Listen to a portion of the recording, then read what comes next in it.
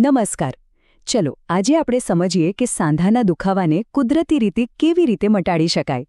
આપણે એવી પદ્ધતિઓ પર નજર કરીશું જે નિષ્ણાંતોની સલાહ પર આધારિત છે અને ખરેખર લાંબા સમય સુધી રાહત આપી શકે છે. શું ક્યારે એવું બન્યું છે કે નીચે બેસીને ઊભા થવામાં તકલીફ પડે કે પછી સીડી ચડવી જાણે પહાડ ચડવા જેવી લાગે? જો આ બધું જાણીતું લાગતું હોય તો ચિંતા ના કરશો. આ એક એવી સમસ્યા છે જેની સાથે ઘણા લોકો દરરોજ ઝઝૂમી રહ્યા છે. પહેલાં આપણે બધા એમ જ માનતા કે સાંધાનો દુખાવો તો બસ મોટી ઉંમરે જ થાય, પણ હવે એવું બિલકુલ નથી.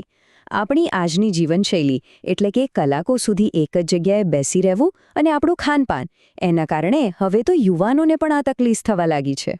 તો આજના આ વિશ્લેષણમાં આપણે આખી વાતને સ્ટેપ બાય સ્ટેપ સમજીશું. પહેલાં તો દુખાવાનું કારણ શું છે, પછી આહારથી કેવી રીતે ફરક પડે, કઈ કસરત કરવી જોઈએ, કયા કુદરતી ઉપચાર કામ લાગશે, જીવનશૈલીમાં શું બદલાવ લાવવો અને છેલ્લે આ બધાનો સાર શું છે. તો ચાલો શરૂ કરીએ. સારું, તો સૌથી પહેલાં એ સમજવું બહુ જરૂરી છે કે આ સાંધાનો દુખાવો આખરે થાય છે શા માટે. જો આપણે એનું મૂળ કારણ જ પકડી લઈશું તો જ એનો સાચો ઉપાય શોધી શકીશું, ખરું ને? તો આ દુખાવા પાછળનું કારણ શું છે?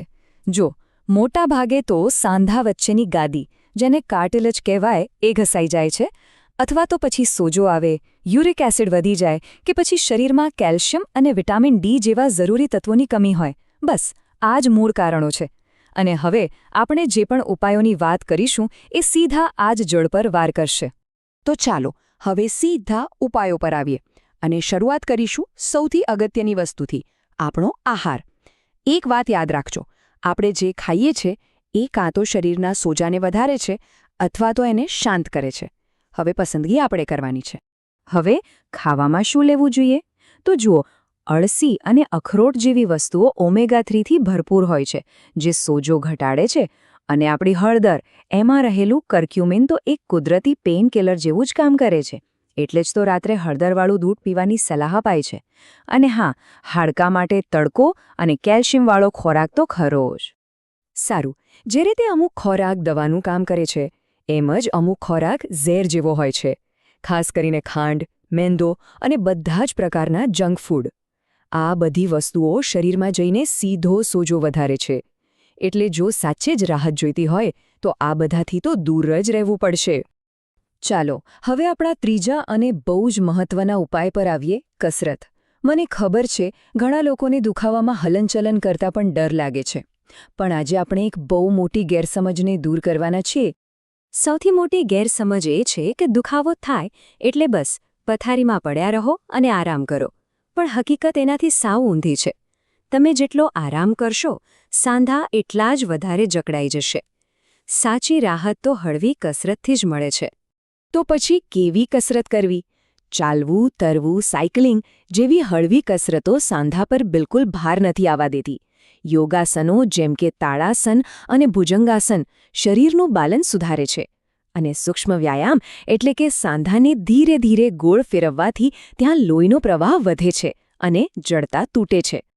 ઓકે, હવે આપણે બે એવા દેશી અને શક્તિશાળી ઉપચારોની વાત કરીશું જે તરત જ રાહત આપવામાં પણ મદદ કરે છે અને લાંબા ગાળે પણ ફાયદો કરે છે. એ છે શેક અને આપણી આયુર્વેદિક ઔષધિઓ. હવે આ સમજવું બહુ જરૂરી છે કે ક્યારે ગરમ શેક કરવો અને ક્યારે ઠંડો. જો અચાનક કોઈ ઈજા થઈ હોય, મચકોડ આવી હોય અને સોજો ચડ્યો હોય તો બરફનો એટલે કે ઠંડો શેક કરો. એ સોજો ઉતારી દેશે. પણ જો દુખાવો જૂનો હોય, ખાસ કરીને સવારે સાંધા જકડાઈ જતા હોય, તો ગરમ શેક કરો. એનાથી લોહીનો પ્રવાહ વધશે અને સ્નાયુઓ છૂટા પડશે. આયુર્વેદ શું કહે છે? એના મુજબ શરીરમાં જ્યારે વાત દોષ એટલે કે વાયુનું પ્રમાણ વધી જાય ત્યારે સાંધામાં દુખાવો થાય છે. એટલે હવે જે ઉપાયો જોઈશું એ આ વધેલા વાતને શાંત કરવા માટે છે. અહીં કેટલાક ખૂબ જ સરળ પણ અસરકારક ઉપાયો છે. ઔષધીય તેલથી હળવા હાથે માલિશ કરવાથી ખરેખર જાદુઈ ફાયદો થાય છે. રાત્રે પલાળેલા મેથીના દાણા સવારે ખાલી પેટે ખાવાથી ઘૂંટણના દુખાવામાં અદ્ભુત રાહત મળે છે. અને હા, અશ્વગંધા જેવી ઔષધિઓ પણ ખૂબ જ ઉપયોગી છે. અને હવે આપણે આવી ગયા છીએ છેલ્લા અને કદાચ સૌથી મહત્વના વિભાગ પર. આપણે રોજની નાની નાની આદતો અને શરીરનું વજન, આ 2 વસ્તુઓ સાંધાના સ્વાસ્થ્ય પર સૌથી મોટી અસર કરે છે. હવે આ વાત જરા ધ્યાનથી સાંભળજો. શરીરનું વજન જો માત્ર 1 કિલો વધે ને તો એનો સીધો 4 ગણો એટલે કે 4 કિલો જેટલો ભાર આપણા ઘૂંટણ પર પડે છે. ચોંકાવનારું છે ને? બસ આ એક જ વાત સમજાઈ જાય તો વજન ઓછું કરવાનું કેટલું જરૂરી છે એ તરત જ ખ્યાલ આવી જાય. તો કરવું શું? બસ આ 3 સરળ ફેરફાર પણ ઘણું મોટું પરિણામ લાવી શકે છે. પૂરતું પાણી પીતા રહો, જેથી સાંધામાં ચિકાશ જળવાઈ રહે. બેસતી વખતે કમર સીધી રાખો અને થોડી વારે ઊભા થઈને સ્ટ્રેચ કરો. અને હા, સારા અને આરામદાયક પગરખાં પહેરો. તો આટલી બધી ચર્ચા પછી આપણે કયા નિષ્કર્ષ પર પહોંચ્યા? ચલો, આ બધી જ વાતોનો સારાંશ એકદમ ટૂંકમાં સમજી લઈએ. જુઓ, સૌથી અગત્યની વાત એ છે કે ધીરજ રાખવી પડશે. આ કોઈ જાદુઈ ગોળી નથી કે આજે લીધીને કાલે આરામ.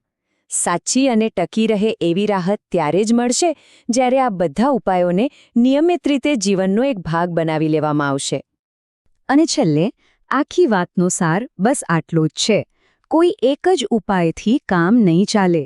ખરો ઉકેલ તો આ 4 વસ્તુઓનું મિશ્રણ છે. સારો આહાર, નિયમિત કસરત, કુદરતી ઉપચારો અને સારી જીવનશૈલી. જ્યારે આ બધું ભેગું થશે ત્યારે જ લાંબા ગાળાની રાહત મળશે. તો હવે જ્યારે આટલી બધી જાણકારી મળી ગઈ છે, સવાલ એ છે કે શરૂઆત ક્યાંથી કરવી? આમાંથી કયો એક નાનો ફેરફાર એવો છે જે આજથી અત્યારથી જ અપનાવી શકાય? યાદ રાખજો, આરોગ્ય તરફનું પહેલું પગલું એ જ સૌથી મહત્વનું હોય છે.